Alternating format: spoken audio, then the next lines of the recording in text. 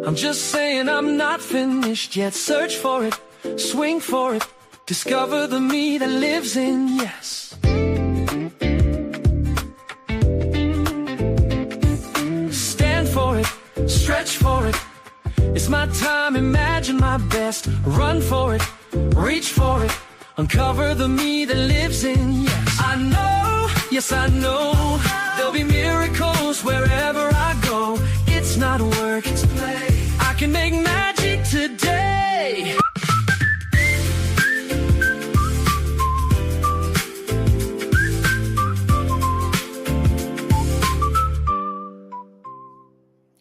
Hi everyone, welcome to Senior Nation. I'm your host, Phyllis Ayman, and you are listening to the Source TV Radio Network, WTSN, Washington, D.C. We are indeed a senior nation with 100 plus million adults over the age of 50. And we are here to bring you up-to-date information about successful aging, healthful longevity, and becoming what I call a well-ager, to dignity, respect, quality of life, and quality of care for our parents, our grandparents, and our loved ones. We at Senior Nation will be your trusted voice for informed choices, meaningful conversations, and a vibrant life at every age. Though the Source TV Radio Network is known for its dedication to bringing the highest level of jazz content to the viewing and listening audience, the owners of the network are also dedicated to bringing this important content to this fast-growing demographic, and I'm so grateful to have this opportunity. So let's begin with today's show. My guest tonight is Kristen Cusato, Communication Director of Connecticut Alzheimer's Association. Beginning with a 20-year career in television journalism in New York, California, Texas, and Connecticut, until she moved from San Diego to New York in 2009, when her mother was diagnosed with Lewy Body Dementia. She began working with the Connecticut Alzheimer's Association while a caregiver for her mother, using her experiences to inform her work and the organization until her mother finally passed away at the age of 65. In addition to serving as the communication director of the Alzheimer's Association, Kristen is also a research champion for the New England region and host of the new podcast, Speaking of Alzheimer's. Her goal is to spread awareness, knowledge of the disease, and share the services the chapter offers to families and friends of those living with Alzheimer's disease. In all transparency, I first met Kristen several years ago when I hosted the pilot series, The Golden Years, on Hartford Public Access Television. Kristen was the first person I interviewed as host of the show, and I reconnected with her a few weeks ago when she presented at Wise Women in Westport, Connecticut. I'm thrilled that she was able to make the time to join me today on Senior Nation. Hello, Phyllis. Thank you so much for having me. I was your first guest ever. That's amazing. Yes, first guest ever. And I have to say, you gave me the highest compliment after that show that I carry with me. And I even told you about it when I saw you a few weeks ago. I carry it with me to this day. And I think it was about 6 years ago. And so that was really special. I had never even been in a television studio before, but I said, what the heck? Let me try it. And you were my first guest, and it was really fantastic. Well, appreciate having me back. So I'm sure people will be interested, I would think they would be, about some of your experiences with your mom, if you're willing to share it, and, how that impacted your career moving forward with the Alzheimer's Association. I mean, it completely changed my life. And that's what happens with a diagnosis to any family members. One of my friends, her name is Katie Brandt, she speaks out about FTD, which is frontotemporal dementia, which is what Bruce Willis has. Right. And she said that when a diagnosis is given, it's actually two diagnoses that are given, one to the person living with and one to the caregivers. So that's really interesting because it really does affect the entire family. And when I'm thinking about this, my mom was my best friend. We talked twice a day on the phone. We're always connected in wherever I was doing work, whatever she was doing in her life. And when she started to kind of miss words and speak in sentences that didn't make a lot of sense, and leave the garage door open, and she's falling a lot, and she got lost coming home from her Rotary group. It was time to take a look and see what was going on. I was in San Diego at the time. She was in New York. And, just it progressed to the point where we finally got a diagnosis of Lewy body dementia. So I'm curious about two things, actually. One was how long that took before you recognized that, because, I was just talking with the owner of this station the other day. He was telling me about someone, and I was saying that really some of the symptoms that people don't even recognize, that it really can be decades before an actual diagnosis. And I read an interesting article about that recently.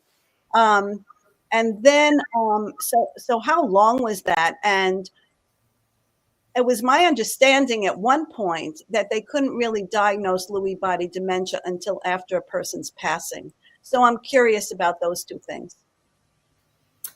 So I will say that because I wasn't living with my mom, and because she was living by herself, I think she covered a lot up. And I think that's what happens a lot of times with folks, that they don't really, I don't really understand why that's happening, so I'm just not going to talk about it, and she would tell me like a few days later, yeah, I fell off the step stool. And I'm like, Mom, or yeah, I fell off a curb. And I'm like, Mom, that's kind of a lot of falls, what's going on?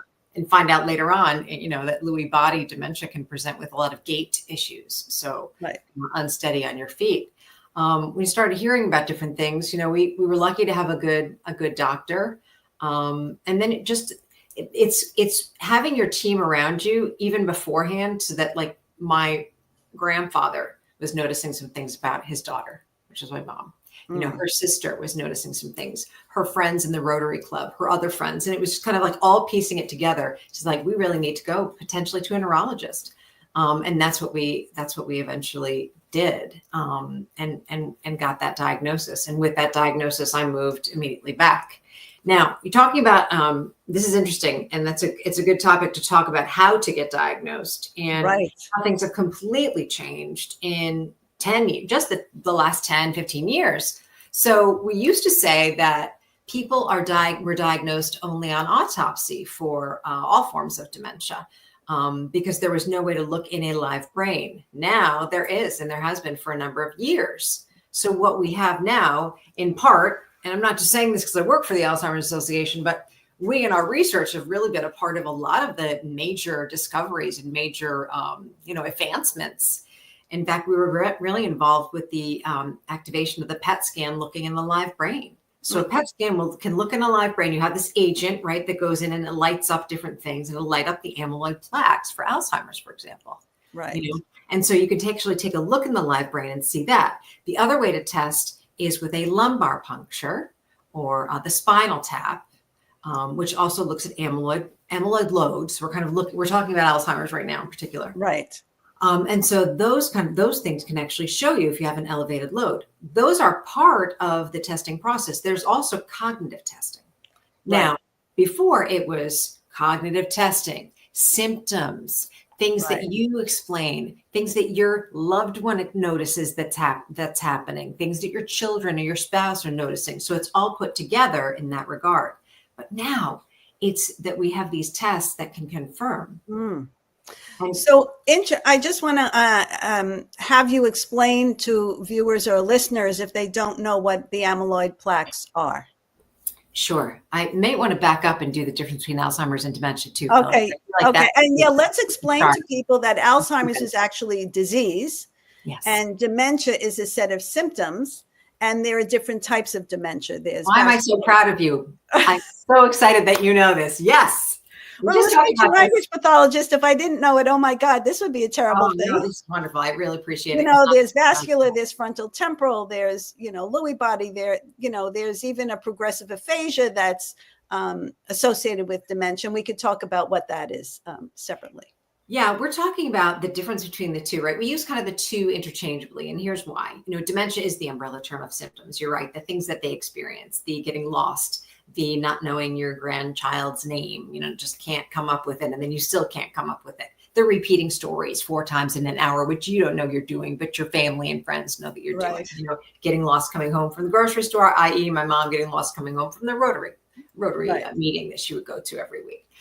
So those are the dementia symptoms that are happening. What's causing those symptoms? That brain disease. The brain disease, as far as Alzheimer's is concerned, and Alzheimer's is the most common type. That's why we use that term a lot. But we are Alzheimer's and related dementia. So we help with people with all the dementias. Right. Alzheimer's has 2 hallmarks. One is amyloid plaques and one is tau. So amyloid and tau. Amyloid, this is how I describe it. I'm not a doctor or a nurse or a researcher, but I've been around a lot of folks and I've been doing this for a long time. And I describe it as a rubber band ball of things that have kind of stuck in between the nerve cells. So the nerve cells can't communicate. They kind of run into this gunk. Okay.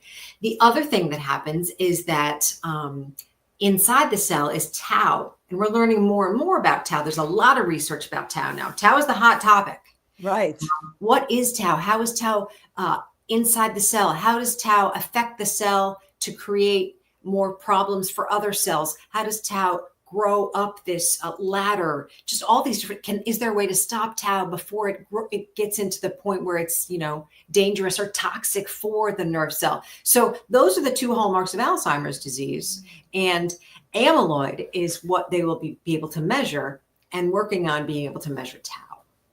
So interestingly enough, I read, and so I'm backtracking a little bit, but it's also part of this. Obviously, it's related. So I read an article. It was in, I have my notes here. It was in Nautilus, and it was about a woman named Iris Murdoch, who is an author. Do you know about this? Mm-hmm. I just got it. My friend sent it to me the other day. And so she was an author. And her latest book was published in 1996 called Jackson's Dilemma. And there was a woman, a journalist who interviewed her named Joanna Coles. And because when they looked at the book, her latest book didn't have the grammar, the specificity, the rich language that her previous books had. And when they asked her, she said she thought she had writer's block, and she would say, I think of things and then they just go away. Mm-hmm. And 10 years later, she was diagnosed with Alzheimer's disease. Wow. Yeah. Yeah. So that's very interesting, because what we are notice that we know a couple of things. And we just recently learned this. You can pop up questions. People have questions. I'll read we'll get to that. And we'll get to that question in a minute, Jack. Let's keep it there. So talking about, I just lost my train of thought. What were you just talking about? Sorry. I was telling you about, it's years before that there's in the brain. There are changes in the brain that can happen up to 20 years before any symptoms come through. Correct. So we could be right now, seemingly, existing and functioning quite well in the world, but we do have amyloid plaque. So there's actually a study. This fascinates me, and I might have told you this when I spoke to your group a couple of weeks ago. There is a study that is taking folks who have the plaques but no symptoms yet, and giving them a new drug to see if it will stop the symptoms from coming forward. It's called the AHEAD study. I'm fascinated by it because it's almost like, I liken it to a statin. If you have high cholesterol, you might take a statin so that you don't have a heart event. So if you have plaques with no symptoms, you may be able to take this medication or other medications so that you don't have symptoms. Can you imagine? The research is just blowing my mind lately. I'm not phenomenal. So Jack says, at the onset of dementia, when you first notice out of the ordinary memory loss and some mood changes, how and when do you approach the affected? Jack, this is such a challenging question. Listen, my heart dropped and I have a lump in my throat because, you work with the Alzheimer's Association. I'm sure you work with many people, but as a speech and language pathologist who's worked, over 50,000 hours in long-term care and skilled nursing, obviously I've had conversations with family members hundreds of times about this very thing. Yeah. So there are all sorts of things that you can try. It's going to have to be a trial and error situation, Jack. I also think that this is something that you're going to have to talk about with your family, for, family members or people around them first. Take some good notes. You can go to our website, which is alz.org, and look up how to have the conversation, how to approach somebody who I'm worried about. You can call our 800 number, which I know we're going to put up in a little bit. That 800 number is 24/7. It's in 200 languages, and you can literally call and say, there it is. Thank you so much. You can call and say, hey, I'm worried about my ex, my spouse, my friend. How do I approach? If they don't think anything's wrong, what do I do? And they can give you some gentle ways to try it. It is going to be a trial and error situation. I would say, and I do say this about caregiving, caregivers and people living with, education is a caregiver's medicine. When you go online and you learn about this disease, how to approach the person with this disease, things that are so amazing that will change your life, like going into their reality. I know, Phyllis, you and I have talked about this before. Right. Going into their reality, not arguing with them. Right. Doing these kinds of things can completely change and reduce the stress for both of you. But it's something you have to learn. You can't just pick up. There's so much to pick up. So, Jack, I would suggest calling the 800 number. I would also suggest going on the website and getting some information for yourself, because getting educated is going to be your strong suit right now and will help you as you continue in this caregiving role. I would also suggest, and I would be surprised if you don't have a resource for this, that there are support groups, because talking with other family members, just like there are aphasia support groups for people who have stroke support groups, many different support groups. I mean, this could really be very helpful, because the challenges associated with having a family member who has this group of symptoms, I was going to use a medical term, this group of symptoms can be very challenging, and it's frustrating. And speaking with other people who are negotiating that can be very helpful. So Karen says, my mom has Alzheimer's and is now developing Parkinson's. Are there any treatments to reduce the pain and the progression? So good question. Two things. Yep. First, I want to address the support group issue, and then I want to chat with Karen about some new things that are out. And it depends on where your mom is in the process. So we could talk about that. Calling that 800 number or going online, you can find a support group in your area. You can actually put in your zip code and find a support group in your area. We have them online and virtual, and I deal with the Connecticut chapter and the Rhode Island chapter. However, the Alzheimer's Association, many of you may know, is a national organization. So it's in your state, it's in every state, and there's several chapters in every state, if they're bigger states, right? Like Florida and Texas and New York and California have several chapters.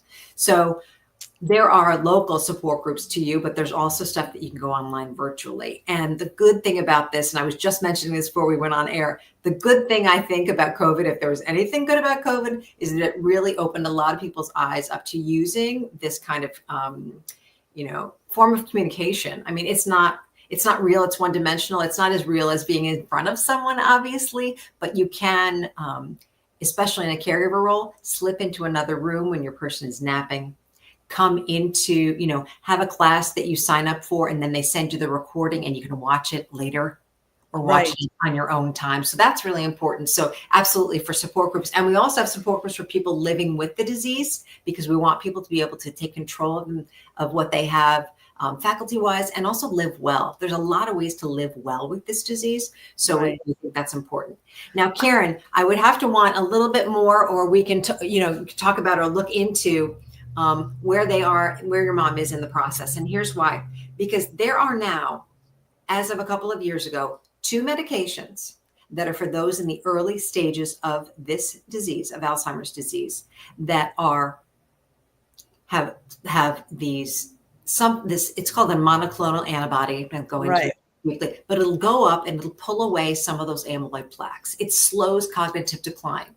Not 100%, not a cure, and not for every single person, but it's start. We have 2 generations of this medication out already, and we're hearing good things from those who are taking it. And this medication, it's an infusion medication, and it's called Leqembi, and the second one is called Kisunla. And those 2 medications are are being offered to people in MCI, which is mild cognitive impairment. It's kind of before Alzheimer's, and then for people in the early Alzheimer's. So those are those kinds of medications. There are other medications that have been around for a long time that are doing things like addressing symptoms, like helping sleep, maybe reducing agitation. There are other kinds of drugs for that. But these are the first two drugs that actually go up and take away some of those plaques and reduce the speed of the cognitive decline and give people more time to live independently, which I think is really critical in the process, because as you lose and things are taken away, like the independence, like you can't drive anymore, you can't work Right. anymore, you can't live alone, all these things. So being able to maybe have more of that time with family is proving pretty critical. I want to say, in terms of cognitive decline, it's not the same for every person. It's not at the same rate. It's not at the same degree. And of course, most people know this is a progressive disease or progressive set of symptoms. So where you are now, you can't even imagine where you'll be down the road. And it could be, I mean, I know somebody whose mother had Alzheimer's disease for 32 years before she passed away. But that isn't everybody else's experience, right? So I think that's an important thing to realize, number one. And number two is self-care is crucial, because this is very, very stressful, and your own health can really be impacted by the stress of the situation and all of the additional roles that you have to take on in order to help that person. Janet says, so I'm getting choked up reading this. I'm really getting choked up. I see that, my dear. Are there nursing homes with specific programs to work with Alzheimer's patients over the age of 65? So why am I getting choked up? Because my career has been working in long-term care and skilled nursing homes. There are programs that are great. I haven't seen one yet. I'm not saying they're not there.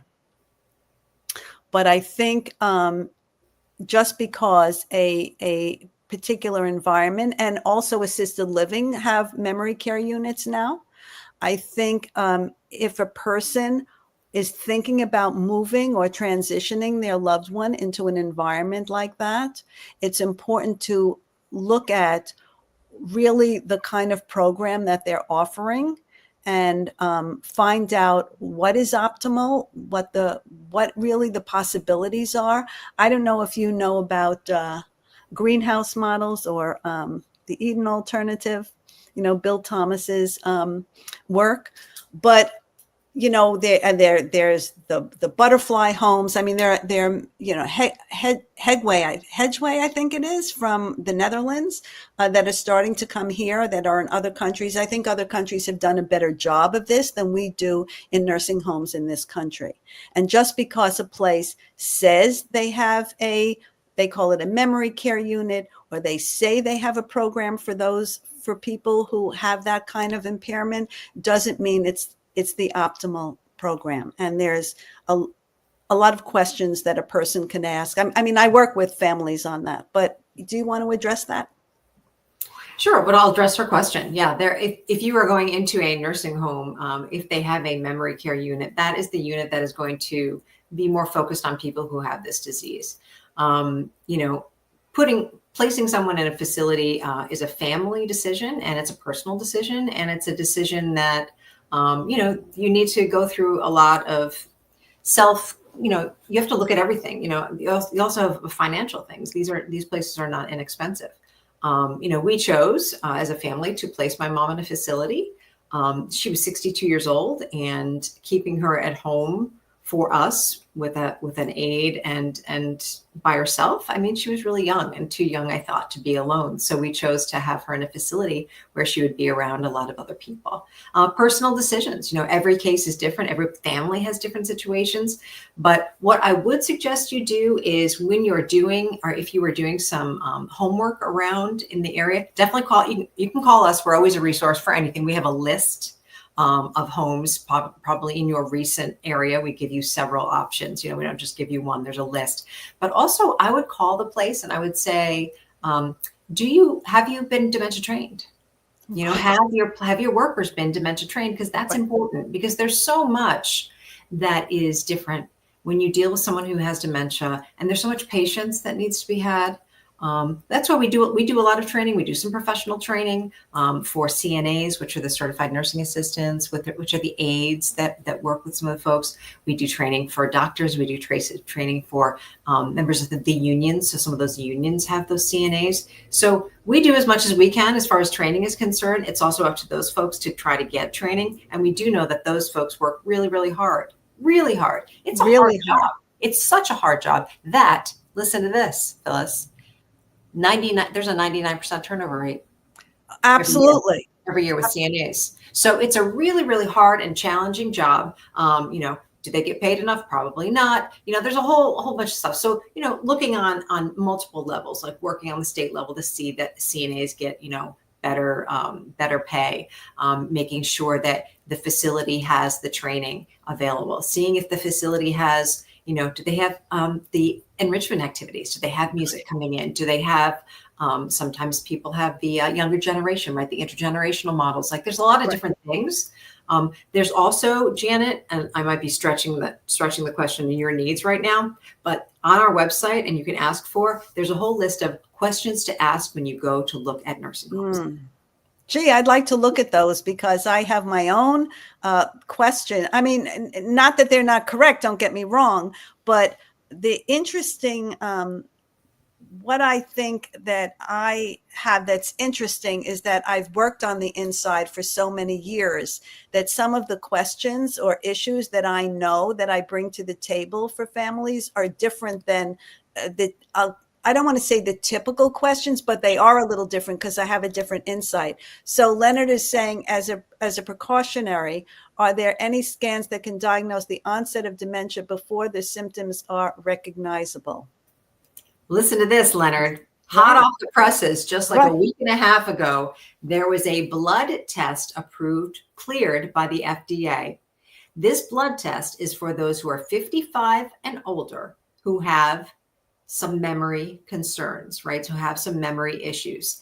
This blood test is going to be another tool in the toolbox of doctors to help them in the diagnosis process. We are not there yet where there's a blood test for everyone, right? Under 55, for example. However, right now, I will tell you, there are a lot of companies working on these blood tests. We've been waiting for FDA approval for a lot of these different blood tests. So this is going to be a game changer, because what's happening right now is that it is very hard for doctors to get some of these major tests approved by insurance. So we're talking about a PET scan, which could be $5,000, $6,000. We're talking about a lumbar puncture, which I don't know how much it is, but I know it's not cheap and I know it's invasive, but that is what's happening right now. If we get to this point, we will get to this point. I'm hearing from a lot of people, experts in the field, that there's one that's already approved and there's more on the way. Correct. Where this can almost be a screening tool. I would say almost be a screening tool, Leonard, where you get the blood work first and see if it is necessary to get that PET scan, necessary to get that lumbar puncture.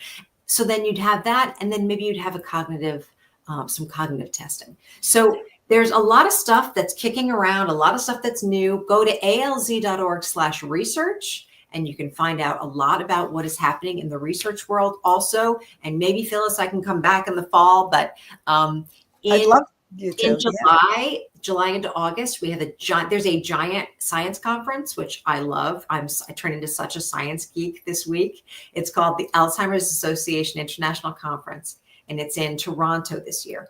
And there are probably 8,000 scientists from around the globe who come, sharing all the top best stuff. And it's just completely fascinating. And out of that is going to be a lot of new news. So stay tuned for that. So there's something else I just wanted to address quickly before I think people, a lot of people are probably interested, and there's a lot of talk about what you could do to prevent that from happening to you, or what lifestyle changes. And I know we have a great slide about that. But before we get to that, I do want to say one thing, which is it's not, you kind of touched on it. It's not an easy decision about moving a loved one into a different kind of, living environment. People make promises, people have guilt. There are societal, familial, religious, community pressures. And, but ultimately, sometimes that's really the best solution. There was a 10-year, I think it was a 10-year, it was on, was it on 60 Minutes, maybe many, many years ago? I don't know if you ever saw it. And they followed this woman who was diagnosed with Alzheimer's disease with her husband. Yeah. And they went back, you saw it, right? They went back every few years as she declined. He always said he'd take care of her forever. And then, at one point it got so bad, he didn't even want to live anymore. Because you can't leave that person for a second. And then he had one person help, the second person help. And then ultimately, there was no choice. He had to move her into a nursing home environment. So, I don't know if anybody who's listening or watching or you saw Men on the Inside, which is a Netflix series. And I didn't see it, but Ted Danson, right? Yes. And it's worth watching because it, I think, deals with this with a very deft hand, and really at the very end kind of touches on actually that decision that he had to make. What is the average lifespan of someone with Alzheimer's? I think we kind of said that it varies. It could be a shorter amount of time. It could be, I know somebody whose mother lived with it for 32 years. I mean, you could address that more specifically. No, I've never heard 32. That is pretty outrageous. It was really the longest I ever heard, but hard for the whole family. When there's really no typical, as we said. However, I will share with you that most of the people who are diagnosed over the age of 65. There are people, probably 250 to 300,000 in the US right now, who have been diagnosed below the age of 65, younger than 65. That's called younger onset. My mom, for example, 61. We just had a wonderful volunteer and friend of ours who was diagnosed at 47 and passed at 55. Oh, wow. So there are folks who are younger. However, if there is like a rough estimate, it's like maybe 4 to 8 years. But again, it could be, say, 2 to 20 years. And then you have those crazy times of 30 plus years. I've never heard that before. That's really quite amazing. Magic Smith says, hello, Kristen. Hello, Magic Smith. So do you want to move into talking about what are some of the habits that we can? Yeah, I do. Let me talk about caregiving for a little bit first. Yeah, because okay. We keep diving. We keep like touching and then on it. We touch on it and then we kind of bounce off into something else. But it's really, really important, to take care of yourself as a caregiver, and that means so many things. That really means allowing yourself to make mistakes because you're going to, giving yourself grace because holy cow, you're going to make those mistakes, and you could have a super painful day one day, turn around, and the next day is amazing. It's a complete roller coaster. So give yourself some grace. You're going to need to be strong for this, and it's hard to be strong. So do whatever fuels you and whatever helps you to keep your feet on the ground. And if that means not going to visit, or if that means not seeing that person for that long of a period of time because you're not in a good headspace or it's really painful, it's okay. Right. It's okay to go home early. It's okay to not see. It's okay to talk to them on the phone, but not go spend 4 hours with them. Like, we need a little self-preservation here and it's not having anything to do with being selfish. Right. It's staying alive. There are a number of caregivers, you guys, who pass away before the person because they do not take care of themselves. They don't go to the doctor because they're busy taking the person to the doctor. Right. They do not eat right.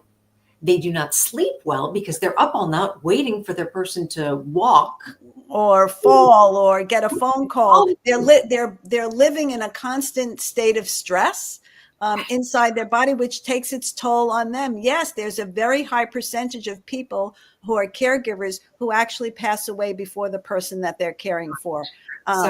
So go to a support group if you can. If not, I'm a giant fan of therapy. I went to the same therapist for years when my mom was sick. She knew all the stories about everything and how I was feeling about everything. Do things that are going to make you feel good. There are respite grants. I was just going to say that. Yeah, you stole my line, Kristen. Oh my God, it's because we're on the same wavelength, Right. Phyllis. There are respite grants that you can apply through the agencies on aging. There's a lot of in states across the country where you can get some money and you can actually have a person come in and be with your person if you can't get a family member or a friend, so that you can go and take a walk, get your nails done, go to the library. Right. My gosh, anything that go to the gym. One of my friends, we had this little Lewy Body support group. We had four of us who had Lewy Body moms of Lewy Body back in the day. And so we would always talk about these things. So my friend actually got a respite grant so that she could sleep. She would take naps because she couldn't sleep at night. Right. So that was, she was using it. Self-preservation. It's so critical. Please take care of yourself as a caregiver. And that's like the major thing that we want to always talk about is from the beginning of the disease, from even just getting knowledge about the disease on. We are here for you. You're not alone. So many things that you're going through, thousands of people have gone through it. We may not talk about it every minute, but we can guide you or help you or give you some tips maybe on things to make it a little bit better for you. So it's interesting that two things. I wanted to say something about respite. When a person asked a question about nursing homes, there are places that will accept somebody for a week, for 2 weeks, and they call it respite care, so that you can have some time. And even if you have a family event or you have to travel, so there are places that do that. What was the last thing you said? I lost my train of thought. I know, right? We have so much to talk about. Taking care of yourself.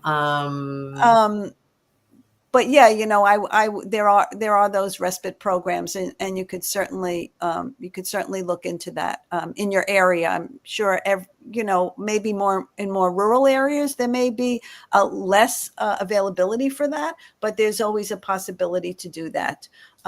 Because it is very important. Self-care is not selfish. I have a whole resilience program that I do. Yeah. And self-care is certainly not selfish. It actually is self-preservation. And you need that because, a car doesn't run without gas, and you can't pour from an empty cup. So you really have to, fill your own cup and be resilient in order to care for this person. You can do that, by the education, talk about the education again, the classes and programs that we have online and in person. You learn things about how to communicate, like how to deal with distressing behaviors. There's a lot of tips and tricks that people can give who've been doing it for years. So look that up online or go to a class and then be like, oh my gosh, I'm going to try this. And in the support group, it's also interesting because in the support group, it's just people sharing stories like, oh, I like that doctor. Oh yeah, that doctor's good. Okay, let me try that. Oh, this medication for sleep, that totally worked with my mom. Oh, okay, let's try that. Oh, did you ever tell her that the elevator's broken and that's why she can't go downstairs? Right. Oh, I never told her. Oh, okay. Right. It's just so interesting because everyone there gets it. Right. That's really important. And that's not lying. That's trying to, figure out how to negotiate that situation. Therapeutic fibbing, we call it. Right. Actually, I asked you a question when we were at I asked you to talk about this when you were at the Wise Women event, and that is about communication, because a person who loses their ability to communicate. So we all know, let's say if we don't feel well, like I started out telling you, today wasn't a good day. I didn't feel well. I was telling Mel all day long, the owner of the station, oh my God, but the show must go on. I could say my stomach hurt. I could say I have this, I have that, I have the other thing, right? But a person who's losing their words may not be able to express that. And just think of, I always liken it to if you have like an itch on your back and you can't scratch it, right? So this person can't even tell you they have that, but some of the agitation you might see, and we talked about urinary tract infections, actually, you addressed that one.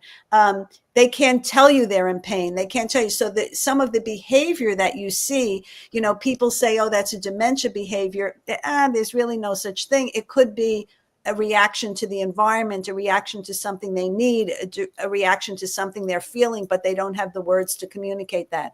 So Ken says, I thought my 62-year-old dad was developing Alzheimer's, but it wasn't. I found out that several conditions can mimic or be mistaken for Alzheimer's disease, as you and I both know. These include thyroid problems, depression, brain tumors, vascular disease, nutritional deficiencies, you and I know that, head injuries, hydrocephalus, and even reactions to some drugs. Thinking memory loss in someone aging is likely Alzheimer's can cause someone to wait too long for a diagnosis comments. And I do want to also say there's another dementia that's related to alcoholism. Yeah. Yeah. But you want to, yeah, that's a great question and great information there, Ken. And you're absolutely right. There are things that mimic dementia. There are things that look like dementia. And so what we suggest is, as you watch your person, or as your person says, you know, if they were recognizing something in themselves, or you're recognizing someone in your loved one, the very first thing you should do is go get a full workup at your doctor, at your PCP. Like, you're gonna have to get blood work, because it could be a thyroid issue. A colleague was forgetting meetings. She never forgets meetings, never, never, never. She had a B12 deficiency. It was someone else, ladies of a certain age. Menopause can cause the brain fog, and you think that there's something really going on with you, but you're dealing with your hormonal changes, which are happening in every single woman when they hit a certain age. There are different things that can happen. So absolute medication mix-up. If you mix up interactions, if you are not coming out and you just had surgery, so you have like some anesthesia that's still kind of kicking around in your system. Depression, like you were saying, like even all these things could actually mimic. So get a full workup first, because they do need to rule out things before you go. But it is not a bad idea. Again, that is a great bit of education, Ken, and thank you for bringing that up. Yeah, and so, when I asked you that question at the Wise Women, and you actually brought up about urinary tract infections, because there are many, many instances, I've seen it thousands of times in facilities where a person, they're confused, they're confabulating, they're delirious, right? And automatically they have this, they're given this diagnosis of dementia without even any kind of testing, when in reality they find out they had a urinary tract infection, which caused all of this. So that is one of my favorite topics to talk about. I know it's like dinner time-ish, but I think it's after dinner time. But this is my favorite topic. I think I said that they're like, what's wrong with you, Kristen? What are you talking about? Why are UTIs your favorite topic? You did say that time, actually, when I asked that question. Because it's showing a completely different thing. And it's what happened to my mom. My mom had repeated UTIs. She wasn't able to explain it. And why do they have repeated UTIs? Number of reasons. Do not drink enough water, because they forgot that they didn't drink enough water. Right. They are not hydrated enough. Frankly, do not wipe themselves or wash their hands afterwards, because why? They've got those plaques, or they've got some clumps, or they've got these memory concerns where it's processing disease, and they're not able to remember that after I do this, I wash my hands, I dry my hands, I actually use soap to wash my hands, I turn the water on, I turn the water off, right? All these different, that's a lot to remember when you're having some memory issues. So the cleaning process might not even be correct. Little accidents that you may have, and then you don't realize it, right? There's a lot of things. Not showering, walking in and looking at the shower head and saying, oh yeah, I did that today. Nope, right. Last week. But they're having memory issues, you guys. So this is the disease. They're not giving you a hard time. They're having a hard time. So really think about, and my mom had multiple UTIs, and then she had a heart attack. She went septic. So it can exacerbate, it can get really awful. You have to be a detective. Know that Alzheimer's doesn't come on like that. So it's not like happy-go-lucky yesterday, today can't get out of bed. Right. Or even wake up. It could be an infection. It could be something else happening with them. Could be a pneumonia. Get them checked out. So all these topics are fabulous. This is. I mean, we could go on for hours about this, and we do need to go to the 10 healthy habits. I do want to bring that up. I do want to go to the 10 healthy habits, because we have about 15 minutes. Because we are in June, which is Alzheimer's and Brain Awareness Month, and I just would like to suggest to you, in Connecticut, we have a bunch of special programs talking about different things related to some of the 10 healthy habits, and we have a 3-part series on eating healthy snacks, and how to eat healthier when you're out. And I think we have, just while you're talking about it, I think we have a slide, if we could bring it up, so there's a visual of what that is. I believe we have it. Hopefully it'll come up. There it is. So we talk about these 10 healthy habits for your brain. And some of these things are like, oh yeah, they're so typical. They are, but think about incorporating them into your daily life if you can. We can start with a simple one: protect your head. You're going to wear a helmet if you're biking, but also I would say wear a seatbelt when you're riding, even in the back seat, because if you get in a car accident, you don't want to hit your head, right? So protecting your head, because head injury can increase your risk of dementia. Challenging your mind. I'm a big Wordle girl. I play Wordle every morning. I have 2 different groups. They all beat me. The other day I got a 2, FYI, 2 in Wordle. I don't know how that happened. It's very lucky, but I got a 2. So doing Wordle every day is great. However, doing Wordle and something else. Don't do the same thing every day. Change it up strategically. There's other things on there about managing your numbers. We're talking about your weight, your blood sugar, managing diabetes. Those numbers need to really be kept in check, because all of those things could be issues. Blood sugar, blood pressure, blood sugar, weight could be issues that could lead to risk for Alzheimer's disease. Exercising is very important. Nutrition, we talk about the Mediterranean diet and how critical that is, right? Good protein, good fats, incorporating that. And just really doing things to try to protect, keep learning. If you can learning is learning crucial. Challenge your mind. Education. You guys are doing it right now. You're staying social. Correct. So social tomorrow. So there's a lot of things. So check that out. Tom says, when I started to notice changes in my memory, I noticed that I could easily count backwards from 10 to 0, but I couldn't count from 1 to 10.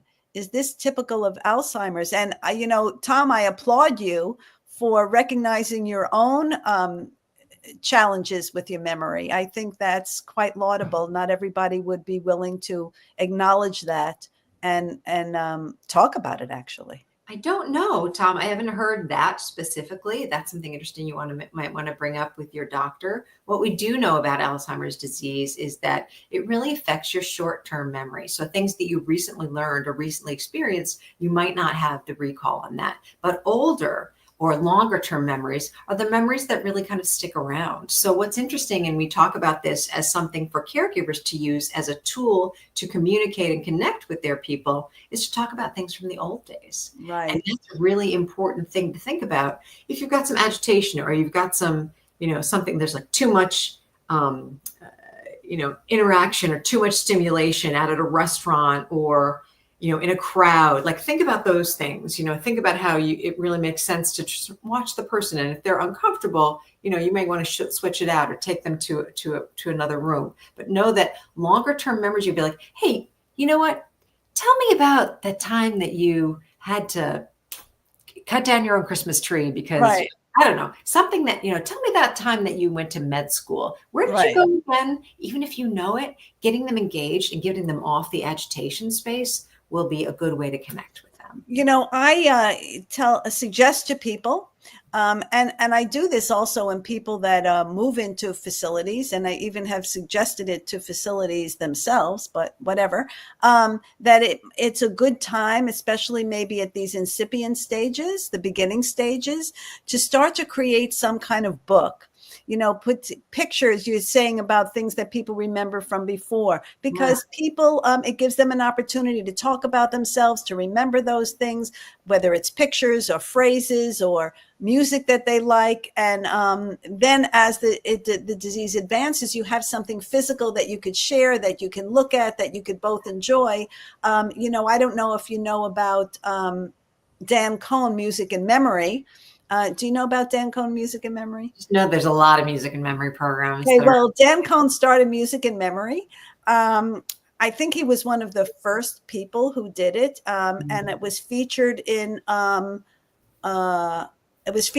documentary Alive Inside. People might stream it on Amazon. Dan is a good friend of mine. We did a course together.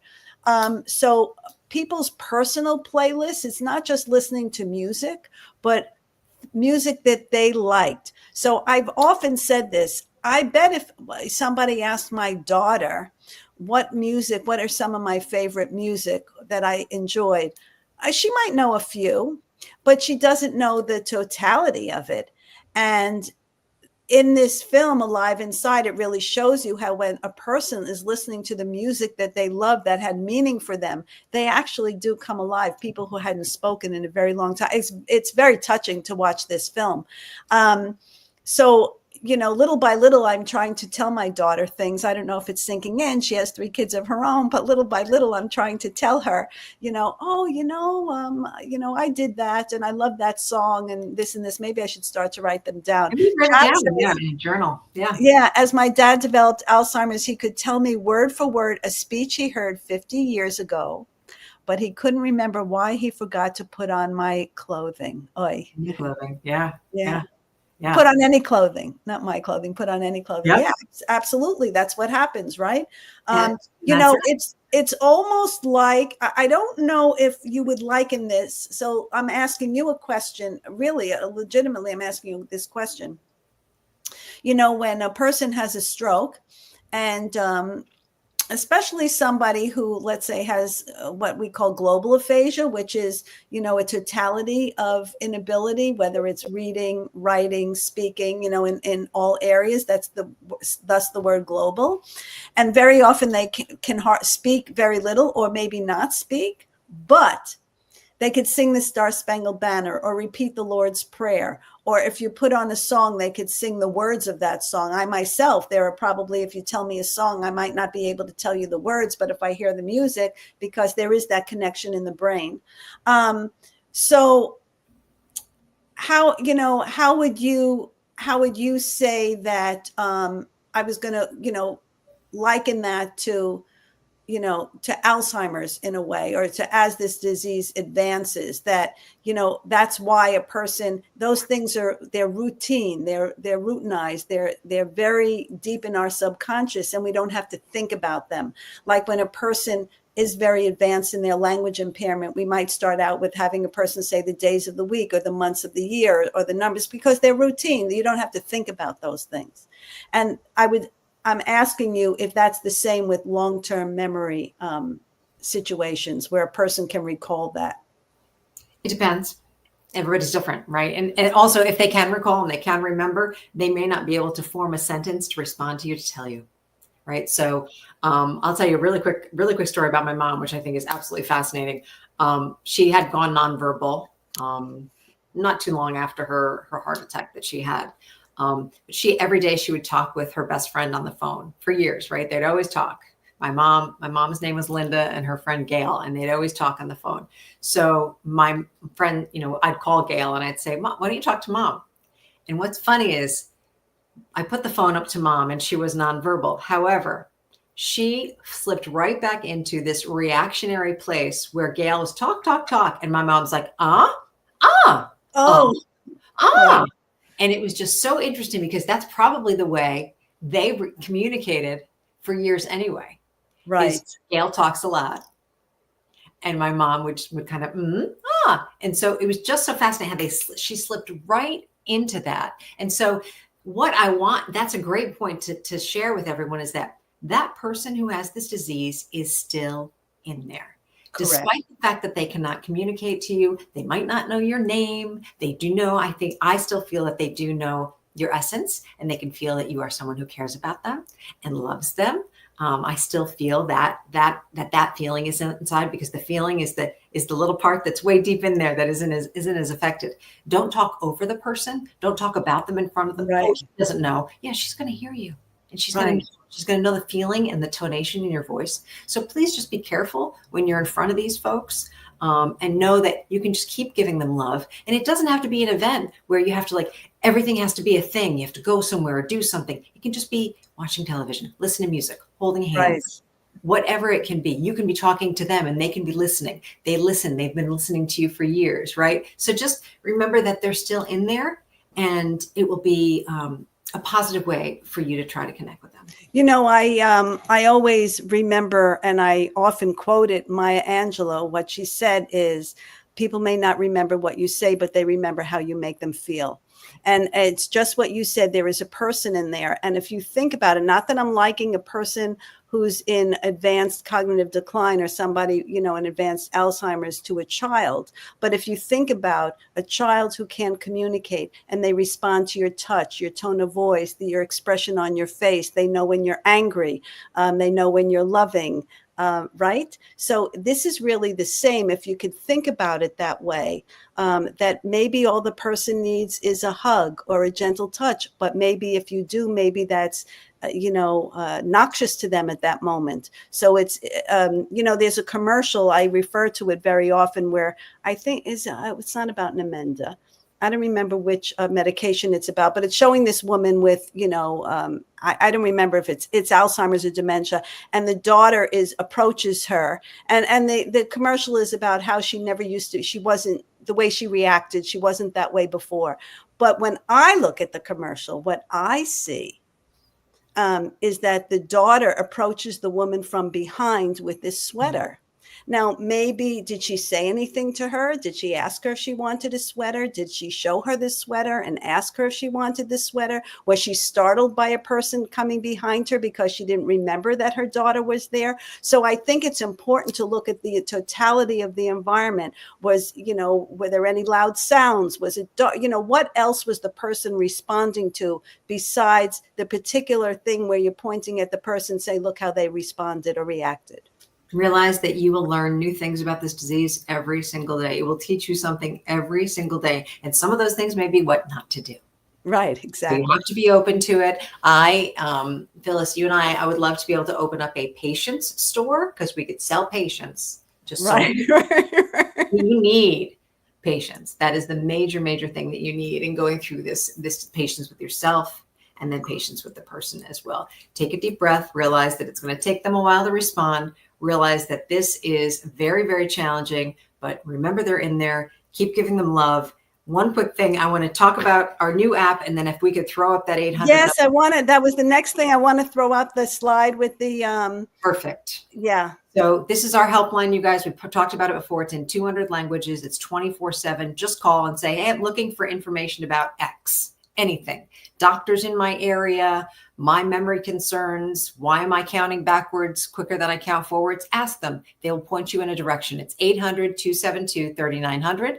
Know that we have education classes and all sorts of information on alz.org. The Community Resource Finder is where we have some of our classes. And we just kicked this off last week. We have a brand new app on Google Play and Apple, all the stores. It's called My Alz Journey, My ALZ Journey.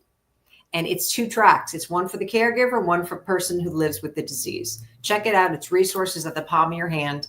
And it's free. We're very excited to have that as another way to help people who are going through this. Well, Kristen, thanks so much. Providing your expertise, valuable up-to-date information about Alzheimer's. Somebody posted as we were speaking, great show. And I agree. You are just such a wealth of information. And, I've said this, I've done presentations at different organizations, and I start out asking questions, who here knows somebody or had somebody. And so in my experience, almost every person either knows somebody who has Alzheimer's or some form of dementia, has cared for someone, has concerns about someone they care about, knows somebody who had cared for somebody with some form of dementia or cognitive loss. And having the opportunity to hear from someone from you who has both personal experience and a long career working with the organization is invaluable. So thank you so much. Oh my God, thanks for having me. I always love to share information with new people, and I hope we reached a couple new people tonight. Oh, I'm sure we did. And I think we had great questions, great comments, and all the great questions. It was all terrific. So thanks so much. Please join me next Wednesday, June 11th at 7 p.m. Eastern Time for Senior Nation to hear my conversation with Ruth Beyer, who for 35 years served as president of PCH, a tri-state home care agency. The story of how this agency came about with a bridge table and 2 chairs in Yonkers, New York is one you will not want to miss. And Ruth will be able to discuss the difficult decision-making process when choosing home care for a loved one, as well as address when home care may no longer be viable. So remember to tune in, comment, and ask questions on June 11th, at 7 p.m. Eastern Time on the Source TV radio network. And until then, take care, stay well, and stay tuned.